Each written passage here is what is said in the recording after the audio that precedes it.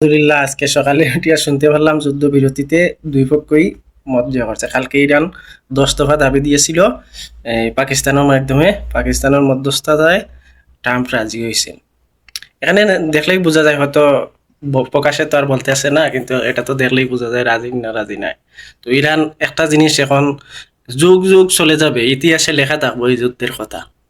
Iran কিন্তু মাথা নত করেনি দুইটা পরাশক্তির কাছে। ইরান কারো গুলামি করে নাই, নিজের রাষ্ট্রকে বাঁচানোর জন্য।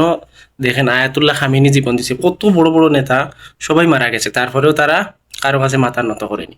আজকে এই ইরানের বিজয় তাদের আত্মত্যাগের বিনিময়ে। যেমন এক সময় আমরা বাংলাদেশ স্বাধীন হয়েছিল, অনেক মারা গেছিল, তারপরেও দেশ স্বাধীন করিয়া ছাড়ছিল।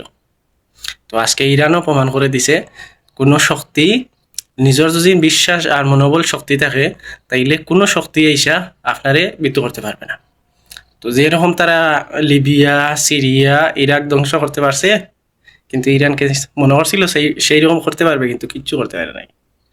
আল্লাহর রহমতে অবশেষে ইরানের বিজয়ী হয়েছে, এখানে ধরে নিতে পারেন।